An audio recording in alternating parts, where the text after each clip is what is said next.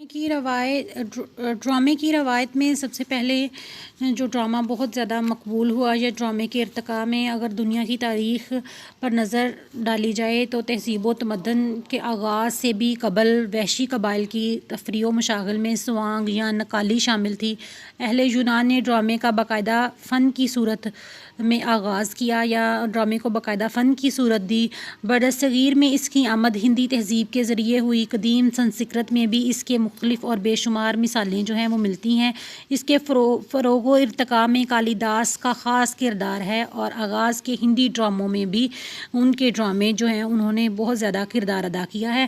اردو ادب میں ڈرامے کے آغاز میں سب سے پہلا نام جو ہے وہ واجد علی شاہ کا ہے۔ واجد علی شاہ جو کہ شاعر بھی تھے، اختر تخلص کرتے تھے، انہوں نے رادھا کنیا کے نام سے 1842 میں جو ہے وہ ایک ڈرامہ لکھا تھا جسے اردو ڈرامہ نگاری میں پہلا ڈرامہ سمجھا جاتا ہے، جو کہ کیسر باغ لکھنؤ کے شاہی سٹیج پر کھیلا گیا تھا۔ روایت ہے کہ واجد علی شاہ خود بھی ڈرامے میں حصہ لیتا تھا اور اس نے بعد میں کئی اور ڈرامے بھی جو ہے وہ تخلیق کیے، جس میں دریائے نقش، فسانہ عشق اور بحر الفت جو ہے وہ خاص طور پر قابل ذکر ہیں۔ اس کے بعد ڈرامہ نگاری کی روایت میں دوسرا اہم نام جو ہے وہ امانت لکھنوی کا ہے اور ان کا اندر صبا جو کہ 1852 میں شائع ہوا تھا، جسے عوامی سٹیج کا پہلا ڈرامہ بھی کہا جا سکتا ہے۔ یہ ایک راگ ناٹک تھا جس میں کہانی نظم کی صورت میں جو ہے وہ بیان کی گئی تھی۔ یہی وجہ ہے کہ اس میں موسیقی اور گانے بجانے والے فنکاروں کو خاص اہمیت حاصل رہی ہے۔ اسی بنا پر تعلیم یافتہ مسلم طبقات کو اس صنف کی طرف جو ہے وہ راغب کیا گیا۔ اس کے بعد اگلا اہم ڈرامہ جو ہے وہ محمد حسین کا اکبر ہے۔ یہ بھی اپنے دور کا بڑا مقبول ڈرامہ رہا ہے۔ اسی طرح عبدالحلیم شرر کا شہید وفا ڈرامہ جو ہے وہ کافی اہمیت کا حامل ہے۔ ان کے ساتھ ساتھ لکھنے والوں میں شوق قدوائی کا قاسم و زہرا بہت مشہور ہے۔ مرزا ہادی رسوا جو بہت بڑے ناول نگار بھی ہیں، انہوں نے بھی ایک ڈرامہ لکھا تھا لیلا مجنوں کے نام سے، جو کہ جس نے بہت زیادہ شہرت حاصل کی۔ اسی طرح مرزا ادیب نے بھی کئی ڈرامے لکھے جن میں ان کا آنسو اور ستارے جو ہے وہ بڑا مشہور ہے۔ مولوی عزیز احمد کا وکرم اور روشنی بہت مشہور ہے۔ امجد اسلام امجد کا حال ہی میں ڈرامے جو ہیں وہ لکھ رہے ہیں، ان میں وارث جو ہے وہ بہت زیادہ اہمیت کا حامل ہے۔ اب ذرا ہم ڈرامہ اور ناول میں فرق کی وضاحت کر لیتے ہیں۔ ڈرامے کی روایت جو ہے وہ کافی زیادہ مستحکم ہے۔ امتیاز علی تاج کا نارکلی جو ہے وہ بہت زیادہ مشہور ہے، بہت زیادہ شہرت کا حامل ہے۔ سید امتیاز علی تاج نے اردو ڈرامہ نگاری میں نارکلی 1922 میں لکھا اور انہوں نے اس ڈرامے کو لکھنے کے بعد جدید اردو ڈرامہ نگاری کی طرف جو ہے وہ ایک اہم قدم اٹھایا۔ آج تک یہ ڈرامہ اردو ادب میں ایک شاہکار کی حیثیت رکھتا ہے۔ 20ویں صدی کی 7ویں دہائی میں اردو ڈرامے کو ٹی وی کی طرف جو ہے اردو ڈرامے کا ٹی وی کی طرف رجحان عام ہوا اور ٹی وی کے ذریعے ڈراموں نے ایک نیا جنم لیا۔ گویا ڈرامہ روایتی اسٹیج سے ہٹ کر جو ہے وہ ٹی وی کی فنی مہارت کے باعث مختلف سطح پر ایکٹ کیا جانے لگا، جن میں کچھ ناولوں نے بھی ڈرامائی شکل اختیار کی۔ خدا کی بستی، شوکت صدیقی کا جانگلوس، قید، عبداللہ حسین کا منشا یاد کا ٹاواں ٹاواں تارا جیسے مشہور اردو ناول جو ہیں ان کو ڈرامائی تشکیل دی گئی۔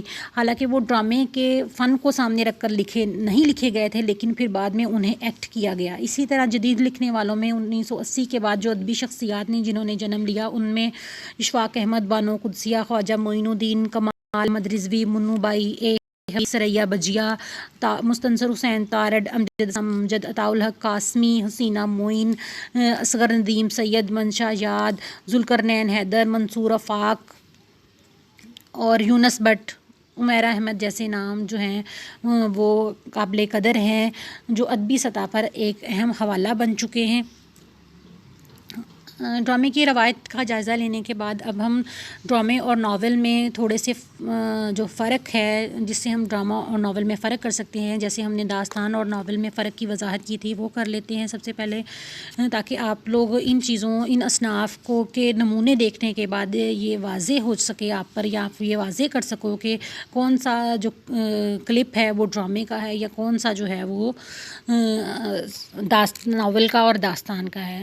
ڈرامہ اسٹیج اسٹیج پر ایکٹ کرنے کی غرض سے لکھا جاتا ہے، یہ اس میں بنیادی فرق ہے۔ ناول صرف اور صرف پڑھنے کی غرض سے لکھا جاتا ہے، لیکن میں نے ابھی آپ کو بتایا کہ کچھ ناول ایسے بھی ہیں جو لکھے جا چکے ہیں لیکن بعد میں اسٹیج کی ضرورتوں یا اس کے فنی تقاضوں کو پورا کرتے تھے، اس لیے وہ ایکٹ بھی کیے گئے ہیں۔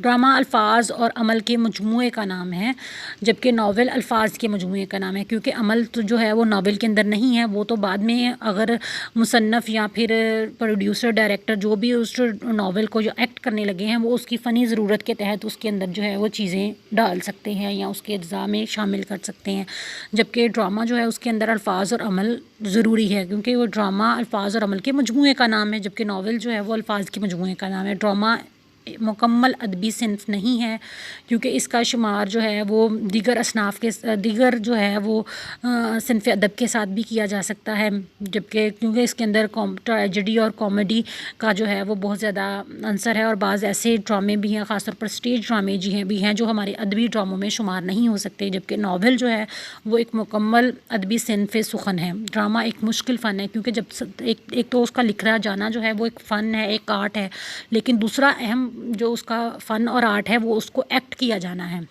اسی لیے ڈرامے کی دو بڑی ٹائپ جو ہیں وہ تاثراتی اور تکنیکی ڈرامہ ہے، جو ایک خاص فن کے تحت جو ہے وہ اسٹیج پر ایکٹ کیا جائے یا ناظرین تک پہنچایا جائے۔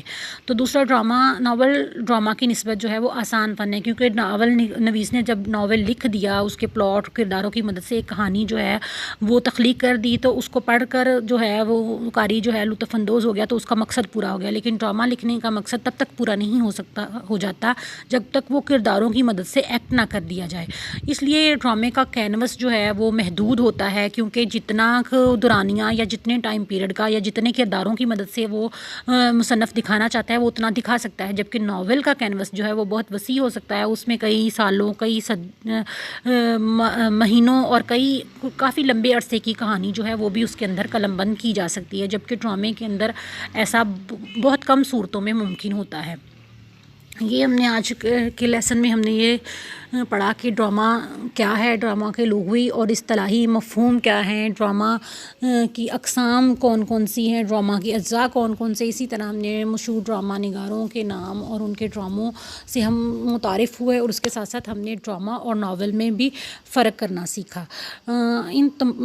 اس موضوع پر رہنمائی کے لیے مندرجہ ذیل کتابیں جو ہیں وہ آپ دیکھ سکتے ہیں۔ اصناف ادب رفیع الدین ہاشمی کی ہے، اصناف ادب ابوالاعجاز حفیظ صدیقی کی ہے، داستان سے افسانے تک سید وقار عظیم کی بہت مشہور کتاب ہے، اصناف نظم و نثر ڈاکٹر علی محمد خان کی ہے، اور اصناف نثر ایک عمدہ کتاب ہے افتخار شفیع کی۔ اس سے بھی آپ لوگ ڈرامہ کو پڑھنے اور سمجھنے کے لیے مزید رہنمائی حاصل کر سکتے ہیں۔ مجھے امید ہے کہ آج کا لیکچر آپ کی سمجھ میں آیا ہوگا۔